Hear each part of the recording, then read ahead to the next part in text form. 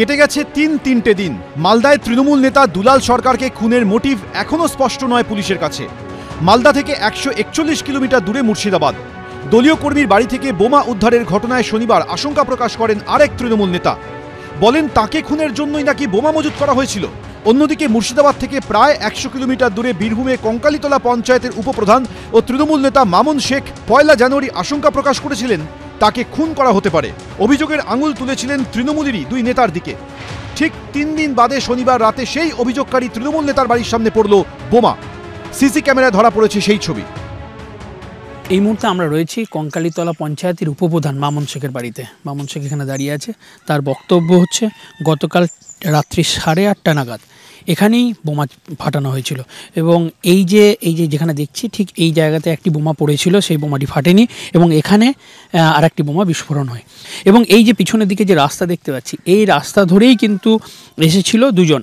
সেখানে বোমা ফাটা অবস্থায় যে সমস্ত সুতলির দড়ি যেগুলো পড়ে থাকে ছিল এবং তারপর পুলিশ খুঁজতে দেখলো যে পাশেই গেটের কাছেই আবার একটা তাজা বোমা, যেটা হয়তো ছোড়া হয়েছিল ফাটেনি, সেই বোমাটাও ছিল। সেটা পুলিশ উদ্ধার করেছে এবং আমি এখন যথেষ্ট প্রাণ সংশয় আছি। 3 দিন আগে তৃণমূল নেতা প্রাণনাশের আশঙ্কা প্রকাশ করছেন, দলেরই নেতাদের দিকে আঙুল তুলছেন, তারপরই তার বাড়িতে বোমা পড়ছে। তাহলে কি দিকে দিকে তৃণমূলের কোন্দল চরমে? যিনি রক্ষক তার বাড়িতে কে বোম মারবে? ভোট পরবর্তী হিংসার সময় মামনের যে কার্যকলাপ, সেই কার্যকলাপ বীরভূমের মানুষ দেখেছিল।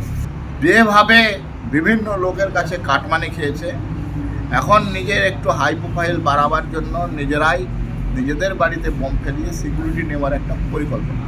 জানি না কোথায়, কঙ্কালীতলা ওখানে হয়েছে ঘটনাটা। এটা হয়েছে মানে কোনো অঘটন, কোনো দুর্ঘটনা, কোনো গোষ্ঠীদ্বন্দ্ব, কোনো আক্রমণ তো সমর্থনযোগ্য নয়। ব্যাপারটা কি দেখি তারপরে বলতে পারবো। শুক্রবার বিকেলে মুর্শিদাবাদ পুরসভার 8 নম্বর ওয়ার্ডের রামকৃষ্ণ পল্লীতে তৃণমূল কর্মী ফরিদ শেখের বাড়িতে সকেট বোমা বিস্ফোরণ হয়। উদ্ধার হয় তাজা বোমা ও বোমা তৈরির মশলা। চাঞ্চল্যকর বিষয় হলো, মুর্শিদাবাদ পুরসভার চেয়ারম্যান ও টাউন তৃণমূল সভাপতির দাবি তাকে খুনের উদ্দেশ্যেই নাকি বোমা মজুত করা হচ্ছিল।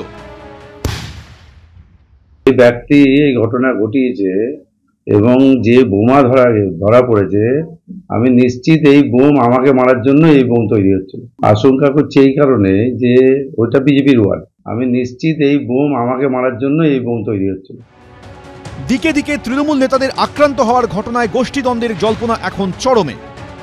পুলিশ সূত্রে খবর, এই ঘটনার পরিপ্রেক্ষিতে মুর্শিদাবাদ পুরসভার চেয়ারম্যান ও টাউন তৃণমূল সভাপতির সরকারি ব্যক্তিগত দেহরক্ষীর ব্যবস্থা করা হচ্ছে। ভাস্কর মুখোপাধ্যায় ও রাজীব চৌধুরী, এবিপি আনন্দ।